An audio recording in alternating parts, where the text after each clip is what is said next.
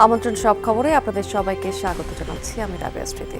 নতুন করে একটি গোষ্ঠী নির্বাচন বাধাগ্রস্ত করতে ষড়যন্ত্র করছে বলে অভিযোগ করেছেন বিএনপির চেয়ারম্যান তারেক রহমান। তিনি বলেছেন যে ভোট দিয়েই ভোটারের দায়িত্ব শেষ নয়, বরং গুণে হিসাব বুঝে ঘরে ফেরার আহ্বান জানিয়েছেন তিনি। নোয়াখালীর দ্বীপ উপজেলা হাতিয়ায় নির্বাচনী সমাবেশে ভার্চুয়ালি যোগ দিয়ে তারেক রহমান একথা বলেছেন। ক্ষমতায় গেলে নদী ভাঙন রোধে টেকসই বেড়িবাঁধ নির্মাণ সহ স্থানীয় সমস্যা সমাধানের আশ্বাস দিয়েছেন বিএনপি চেয়ারম্যান। ভার্চুয়াল বক্তব্যে তারেক রহমান নির্বাচনী প্রচারের সময়সীমার কারণে সশরীরে আসতে না পারার জন্য দুঃখ প্রকাশ করেছেন। বলেছেন, দ্বীপের মানুষের নিত্যদিনের চিকিৎসা সংকট, কৃষকদের সমস্যা কিংবা তরুণদের কর্মসংস্থান ঘিরে বিএনপির পরিকল্পনার কথা বলেছেন। হাতিয়া উপজেলার দুস্থ খেটে খাওয়া মানুষের পাশে দাঁড়াতে চায় বিএনপি। 12 ফেব্রুয়ারির নির্বাচনে ধানের শীষের প্রার্থীকে বিজয়ী করার আহ্বান জানিয়ে তারেক রহমান বলেছেন যে নির্বাচনের দিন জনগণকে সজাগ এবং সতর্ক থাকার আহ্বান জানিয়েছেন। অন্য একটি গোষ্ঠী তারা আবার কিছু কিছু ষড়যন্ত্র করছে যেন নির্বাচন বাধাগ্রস্ত হয়। এই ব্যাপারে আপনাদের সকলকে সচেতন থাকতে হবে। ভোট দিয়ে চলে আসলে চলবে না, ভোট দিয়ে ওখানে থাকতে হবে, যাতে করে আপনার যে ভোটটা আপনি দিলেন এই ভোটের হিসাব কড়ায় গণ্ডায় বুঝে আনতে হবে। জাতীয় নির্বাচনে সারা দেশে চলছে প্রার্থীদের প্রচারণার পঞ্চম দিনে সকাল থেকে ব্যস্ত সময় কাটাচ্ছেন প্রার্থী এবং কর্মী সমর্থকেরা। পাড়া মহল্লা অলিগলি চষে বেড়াচ্ছেন তারা, গুনছেন ভোটারদের সমস্যার কথা, দিচ্ছেন নানা ধরনের প্রতিশ্রুতি। ঠাকুরগাঁও 1 আসনের বেগুনবাড়ি পাইকপাড়া এবং পূর্ব বেগুনবাড়ি এলাকায় নির্বাচনী পথসভায় যোগ দিয়েছেন বিএনপি মহাসচিব। বলেছেন, এবার প্রতিযোগিতা নৌকা আর ধানের শীষের মধ্যে না, তাই এবারের নির্বাচন একটু ভিন্ন। বিএনপি জিতলে সাম্প্রদায়িক সম্প্রীতি রক্ষা এবং দুর্নীতিমুক্ত দেশ গড়ার অঙ্গীকার করলেন মির্জা ফখরুল ইসলাম আলমগীর। অন্যদিকে কক্সবাজার 1 আসনে প্রচারণা চালিয়েছেন বিএনপির স্থায়ী কমিটির সদস্য সালাউদ্দিন আহমেদ। এ সময় তিনি বলেছেন, দেশের মালিকানা জনগণের কাছে ফেরত দিতে হবে। চাকরির জন্য আমরা ঘুষ নিব না, নিতে দেবও না কাউকে। আমার মা বোনদেরকে অনুরোধ করবো, আপনারা নির্ভয়ে ভোট দিতে যাবেন, যাকে খুশি তাকে ভোট দিন। বাংলাদেশের ইতিহাসের সবচেয়ে গুরুত্বপূর্ণ নির্বাচন, সেই নির্বাচনে আমরা দেশের শক্তির পক্ষে থাকি। দলমত নির্বিশেষে সবাইকে আহ্বান জানাবো, আমরা দেশের গণতন্ত্রকে শক্তিশালী করার জন্য এইবার আপনারা ধানের শীষের পক্ষে একটি ভোট দেবেন। এদিকে ফেনী 3 আসনের মানুষের জন্য কাজ করার আকাঙ্ক্ষা নিয়ে ভোট চাইছেন বিএনপির ভাইস চেয়ারম্যান আব্দুল আওয়াল মিন্টু। তিনি জানিয়েছেন, উন্নয়নের ক্ষেত্রে স্বাস্থ্য, শিক্ষা, কৃষির উপর বাড়তি নজরদারি থাকবে। একই আসনে লড়ছেন জামায়াতের প্রার্থী ডক্টর ফখরুদ্দিন মানিক। চট্টগ্রাম 8 আসনে এনসিপি নির্বাচনে গণসংযোগে অংশ নিয়েছেন এনসিপির মুখপাত্র আসিফ মাহমুদ সজীব ভুঁইয়া। আমরা যদি এই চাঁদাবাজদের, এই সন্ত্রাসদের আর না দেখতে চাই, তাহলে আমাদেরকে এবার রাজপথে নয়, এবার ব্যালটে বিপ্লব সাধন করতে হবে। কর্মী সমর্থকদের নিয়ে লিফলেট বিতরণ, গণসংযোগ করেছেন খুলনা 4 আসনের বিএনপি প্রার্থী আজিজুল হক বারী। খুলনা 3 আসনে আছেন রকিবুল ইসলাম বকুল। খাল খনন, রাস্তাঘাট সংস্কার সহ বিভিন্ন প্রতিশ্রুতি দিচ্ছেন জনগণকে। অন্যদিকে খুলনা 5 আসন চষে বেড়াচ্ছেন জামায়াত প্রার্থী মিয়া গোলাম পরোয়ার। তবে লেভেল প্লেইং ফিল্ড নিয়ে অভিযোগ তার।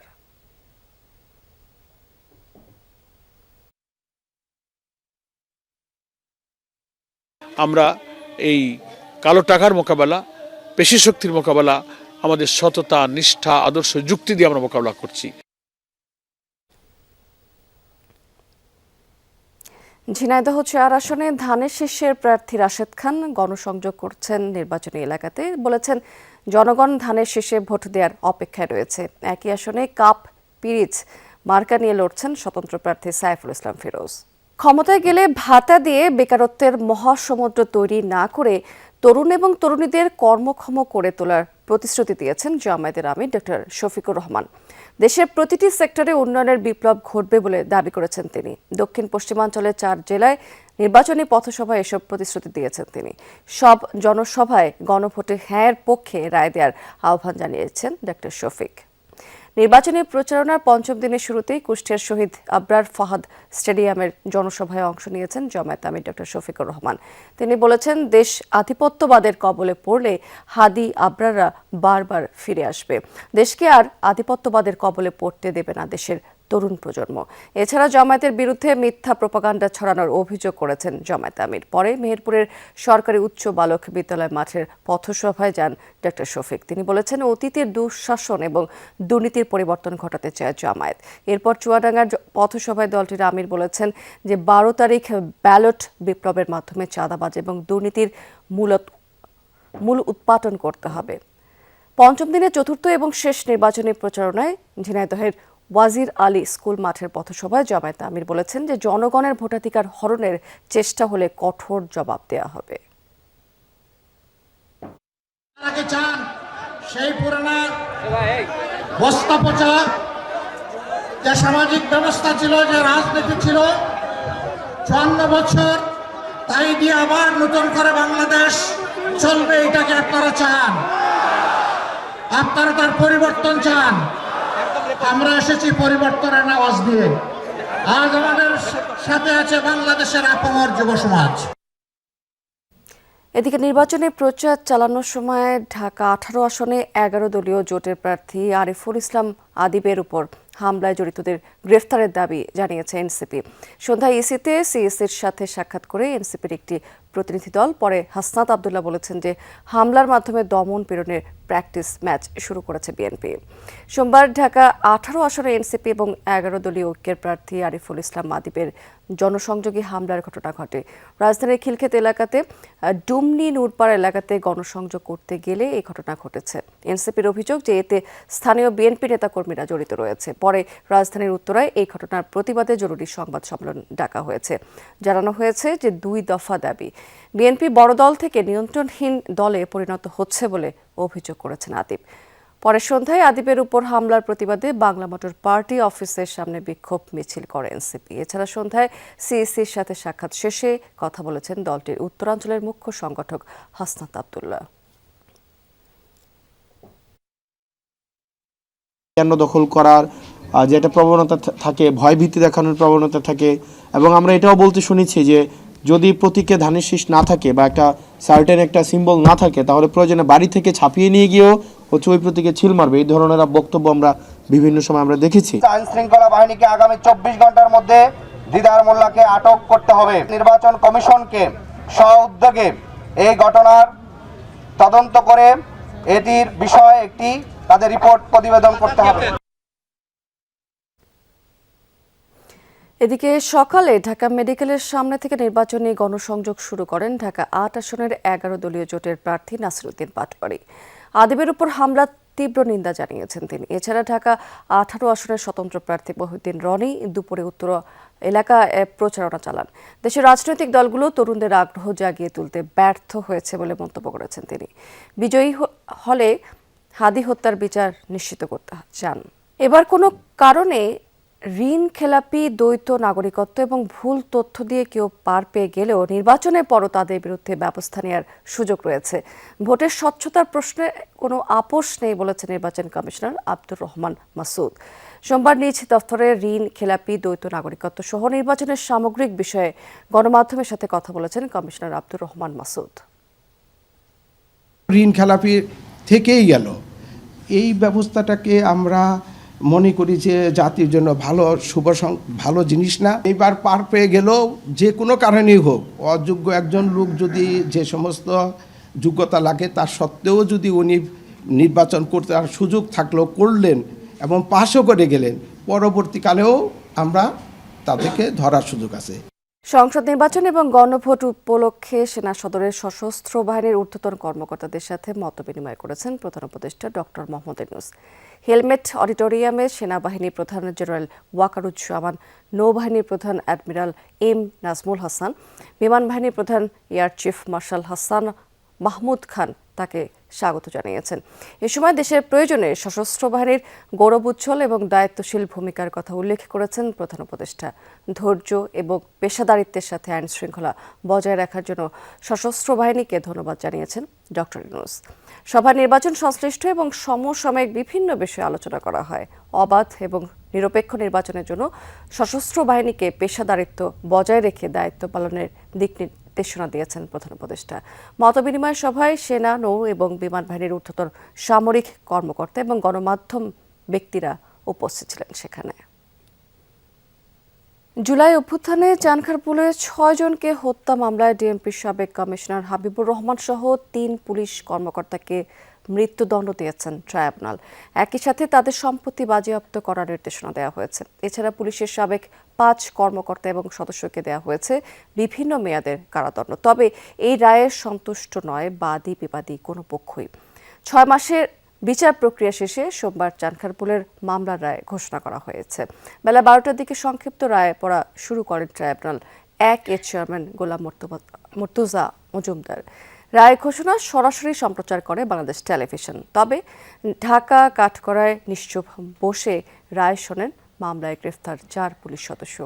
অনুপস্থিত ডিএমপির সাবেক কমিশনার হাবিবুর রহমান সহ মামলার শীর্ষ ৪ পুলিশ কর্মকর্তা। রায়ের শুরুতেই শহীদ শাহরিয়ার খান আনাজ সহ ৬ জনকে হত্যার নির্মম বর্ণনা তুলে ধরেন বিচারক।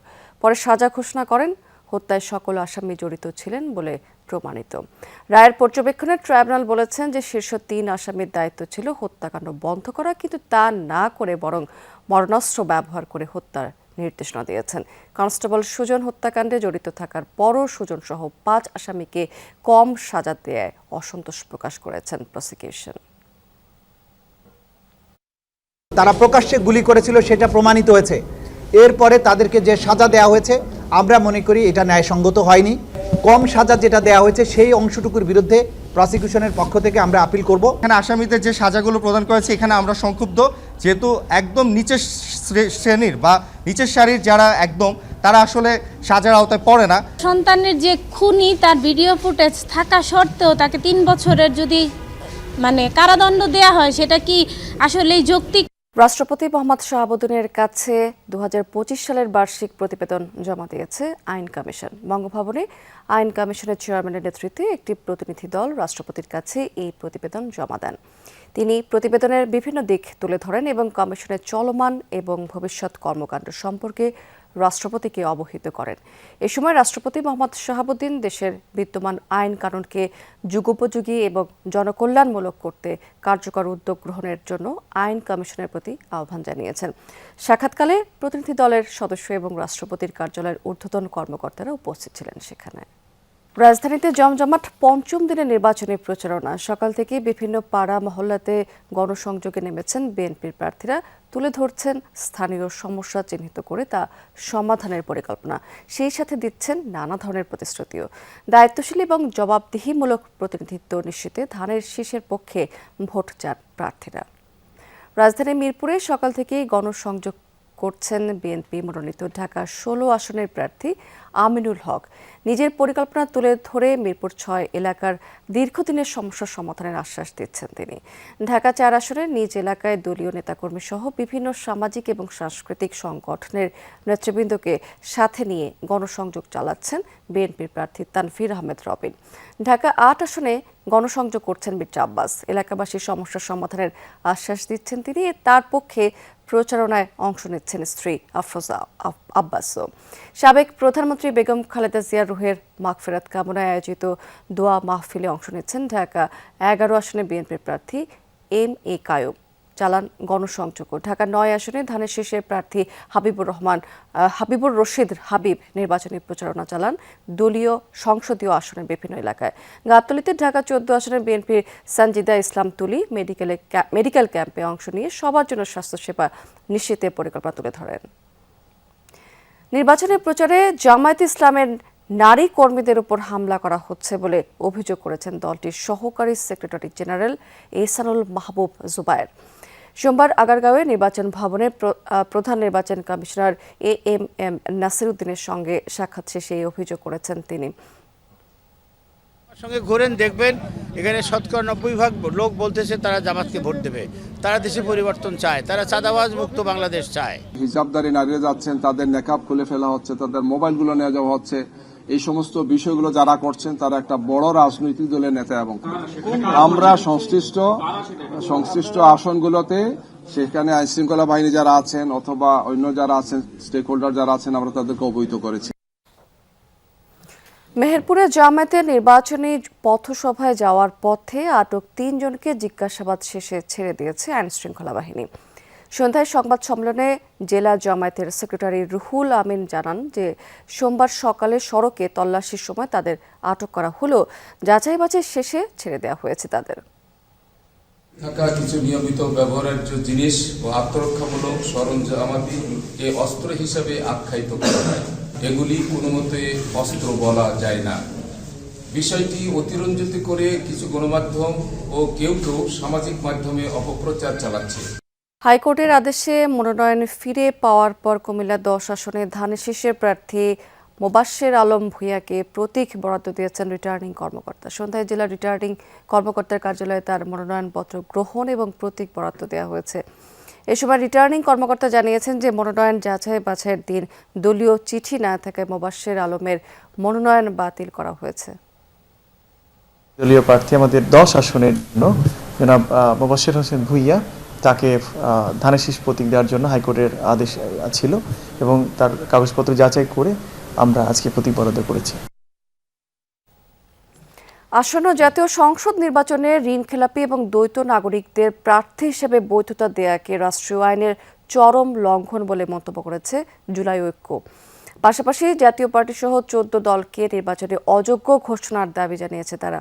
সোমবার বিকেলে প্রেস ক্লাবের সামনে জরুরি সংবাদ সম্মেলনে এসব দাবি তুলে ধরেন সংগঠনটির নেতারা। গণহত্যাকারীদের প্রশ্রয় দিচ্ছে নির্বাচন কমিশন।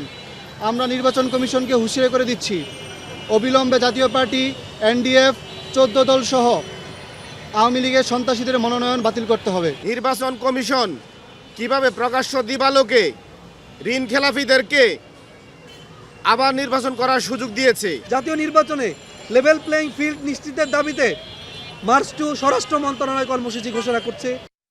তাহাজ্জুদের পর সিল মারার পরিকল্পনা করছে একটি দল, ভোট কেন্দ্র দখলের পায়তারা করছে তারা, এমন অভিযোগ করেছেন জাতীয় নাগরিক পার্টির আহ্বায়ক নাহিদ ইসলাম।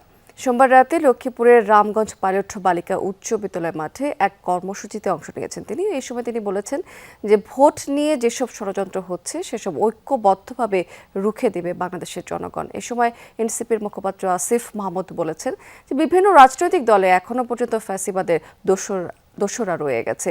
এদিকে রংপুরের নির্বাচনী পথসভায় 4 আসনের সংসদ প্রার্থী এবং এনসিপির সদস্য সচিব আক্তার হোসেন বলেছেন, জনগণ আজাদির বাংলাদেশের পক্ষে থাকবে নাকি গোলামির, এখন সেই সিদ্ধান্ত নেওয়ার সময় এসেছে।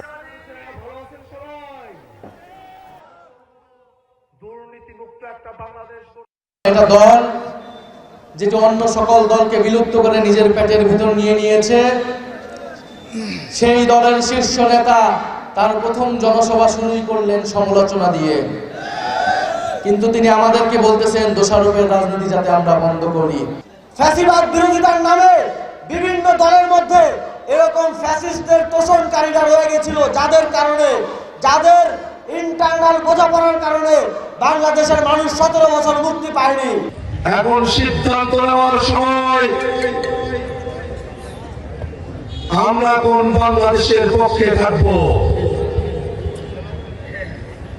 আমরা কি গোলামের বাংলাদেশের পক্ষে, আজাদির বাংলাদেশ? দেশ এবং স্থানীয় শিল্পের স্বার্থ রক্ষা করে বাকি সব খাতে ধীরে ধীরে শুল্ক কমিয়ে আনা হবে, এমনটাই জানিয়েছেন এনবিআর চেয়ারম্যান আব্দুর রহমান খান। বিকেলে আগারগাঁও রাজস্ব ভবনে আন্তর্জাতিক কাস্টমস দিবস উপলক্ষে এনবিআর আয়োজিত সেমিনারে এমনটা বলেছেন তিনি। এ সময় অর্থনীতিবিদ এবং সংশ্লিষ্টরা বলছেন যে বাংলাদেশে ব্যবসা নীতি এবং রাজস্ব নীতি সাংঘর্ষিক, যেখানে একটি আদর্শ কাঠামোতে রাজস্বের 1% কেবল কাস্টমস থেকে আসা উচিত, সেখানে বাংলাদেশে এটি 27%। কিন্তু বহির্বিশ্বে কাস্টমসের সফলতা রাজস্ব আদায় না, বরং আমদানি সেবা বৃদ্ধিতে। এ সময় এনবিআর চেয়ারম্যান বলেছেন যে সরকারের আয়ের একটি বড় অংশ আসে রাজস্ব থেকে। সেই গতি ধরে রাখতেই অনেক শুল্ক কমানো সম্ভব হয় না। পরে 9টি প্রতিষ্ঠানকে অথরাইজড ইকোনমিক অপারেটর AEO সনদ দেওয়া হয়েছে। একটা সময় ছিল 72 সালে আমাদের টোটাল রেভিনিউ 90% আসতো কাস্টম থেকে, 90%। এখন সেটা এসে 22-23 এসে দাঁড়িয়েছে। ন্যাশনাল ইন্টারেস্ট এবং আমাদের লোকাল ইন্ডাস্ট্রিকে প্রোটেক্ট করা ছাড়া অন্যান্য যত ট্যারিফ আছে সেগুলোকে পারতপক্ষে রেশনালাইজ করে ফেলবে। সাভারের জাহাঙ্গীরনগর বিশ্ববিদ্যালয়ে শুরু হয়েছে 7 দিনব্যাপী দলগত শিল্প কর্ম প্রদর্শনী দৃশ্যকল্প। সোমবার দুপুরে বিশ্ববিদ্যালয়ের পুরান কলা ভবনে এই শিল্প কর্ম প্রদর্শনীর উদ্বোধন করা হয়েছে। এই সময় শিল্প কর্ম প্রদর্শনীতে চারুকলা বিভাগের 13 জন শিক্ষার্থীর 20টি শিল্পকর্ম প্রদর্শিত হয়েছে।